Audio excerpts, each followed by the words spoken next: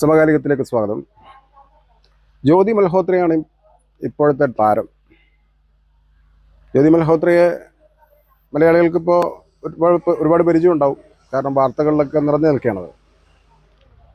ബ്ലോഗറാണ്, ട്രാവലറാണ്, നല്ല നല്ല വീഡിയോസ് ചെയ്തിട്ടുണ്ട്. ഒരുപാട് സപ്പോർട്ടേഴ്സും ഒരുപാട് ഫോളോവേഴ്സും ഒക്കെയുള്ള ഒരു വനിതയാണ്. പക്ഷേ ഇടയ്ക്ക് ഒരു ചെറിയ പ്രശ്നം പറ്റി. വ്ളോഗിങ്ങിൻ്റെ യാത്രയുമൊക്കെ ആയി പാകിസ്ഥാനിലൊക്കെ പോയിരുന്നു. അപ്പം അവിടെയൊക്കെ വെച്ചിട്ട് ഇന്ത്യയുടെ രഹസ്യങ്ങളൊക്കെ പലതും ചോർത്തി കൊടുത്തു എന്നുള്ളൊരു ആരോപണം ഇപ്പോൾ നേരിടുകയാണ്. ആളിപ്പോൾ അകത്താണ്. നാഴികയ്ക്ക് 40 വട്ടവും മുസ്ലിമുകളുടെ രാജ്യസ്നേഹം തിരക്കുന്നവർക്ക് ജ്യോതി മൽഹോത്ര എന്ന് പറയുന്ന ഹിന്ദു യുവതി കാണിച്ചിരിക്കുന്ന രാജ്യദ്രോഹ പ്രവർത്തനത്തിന് പ്രത്യേകിച്ചൊന്നും പറയാനൊന്നുമില്ല. അതെന്തുമാവട്ടെ, അതല്ല നമ്മുടെ വിഷയം.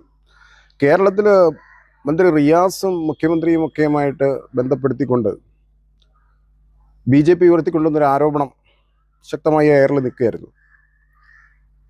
അവർ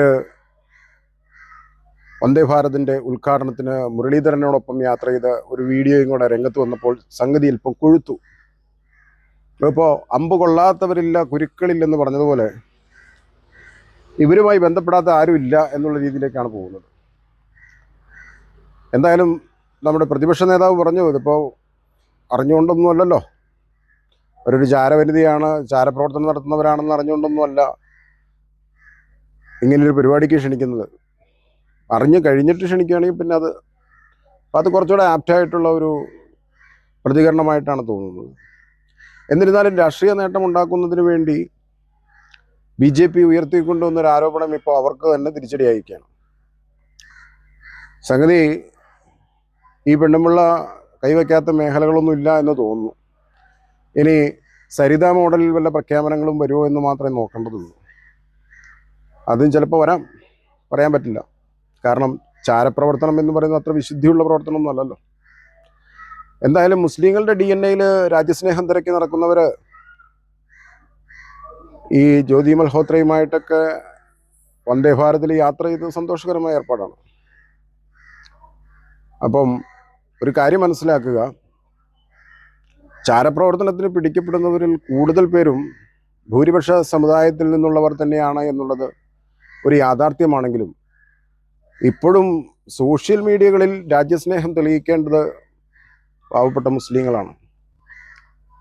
അതിൽ ആരെങ്കിലും ഒരാളെ അത്തരത്തിലുള്ളൊരു ആരോപണത്തിൻ്റെ നിഴലിൽ വന്നു കഴിഞ്ഞാൽ മുഴുവൻ സമുദായവും അതിന് മറുപടി പറയുകയും മുഴുവൻ സമുദായവും അവരുടെ രാജ്യസ്നേഹം പൂർണ്ണമായിട്ടും തെളിയിക്കേണ്ട ഒരു ബാധ്യത അവരിൽ നിക്ഷിപ്തമാവുകയും ചെയ്യുന്നൊരവസ്ഥ ഉണ്ട്.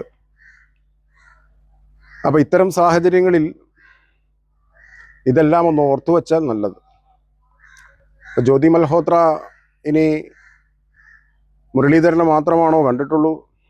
മുരളീധരനുമായിട്ട് മാത്രമാണോ ഈ പറയപ്പെട്ട രീതിയിൽ വന്ദേ ഭാരതിൽ യാത്ര നടത്തിയിട്ടുള്ളൂ? അതുമല്ലെങ്കിൽ അവരുടെ റൂട്ട് ചെന്ന് നിൽക്കുന്നത് എവിടെയാണെന്നൊക്കെ എൻക്വയറി നടത്തി കഴിഞ്ഞിട്ടുണ്ടെങ്കിൽ ഒരുപാട് കാര്യങ്ങൾ. പക്ഷേ എൻക്വയറി നടത്തേണ്ടവർ ഇവരൊക്കെ തന്നെയാണല്ലോ. അപ്പം അതുകൊണ്ട് കൂടുതലൊന്നും പ്രതീക്ഷിക്കുന്നില്ല.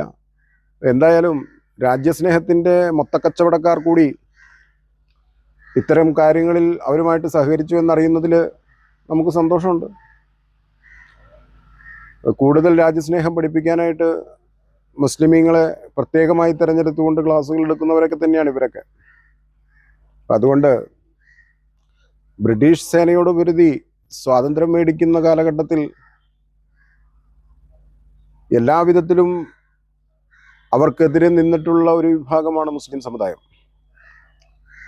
ആ കാലഘട്ടം ഇപ്പോൾ പാഠപുസ്തകങ്ങളിൽ നിന്ന് പോലും നീക്കം ചെയ്യുന്ന സാഹചര്യത്തിൽ ഇനിയിപ്പോൾ അതൊന്നും പറഞ്ഞിട്ട് കാര്യമില്ല. എന്നിരുന്നാലും രാജ്യസ്നേഹത്തിൻ്റെ മൊത്തക്കച്ചവടക്കാർ ചെറുതായിട്ടൊന്ന് പെട്ടിരിക്കുകയാണ്. അവരുയർത്തിക്കൊണ്ടുവന്ന ആരോപണം മുഹമ്മദ് റിയാസിനും അതുപോലെ ബഹുമാനപ്പെട്ട മുഖ്യമന്ത്രിക്കുമെതിരെയൊക്കെ ആയിരുന്നു. പക്ഷേ അതിപ്പോൾ തിരിഞ്ഞുകുത്തി മുരളീധരനെതിരെയും BJPക്കാർക്കെതിരെയും ഒക്കെ ആയിരിക്കുകയാണ്. അപ്പോൾ ഇനി എവിടെയൊക്കെ പോയിട്ടുണ്ട് ഇത്തരത്തിലുള്ള യാത്രകൾ മാത്രമാണോ നടത്തിയിട്ടുള്ളത് എന്നുള്ളതൊക്കെ ഒന്ന് ഡീപ്പായിട്ട് അന്വേഷിച്ചാൽ വളരെ നന്നായിരിക്കും. അപ്പോൾ അന്വേഷണം NIA തന്നെ ഏൽപ്പിക്കുകയാണെങ്കിൽ വളച്ചുകെട്ടില്ലാതെ കാര്യങ്ങളും മനസ്സിലാവും. അവർക്ക് മനസ്സിലാവും, നമുക്ക് മനസ്സിലാവില്ല. അത്രയേ ഉള്ളൂ. നന്ദി, നമസ്കാരം.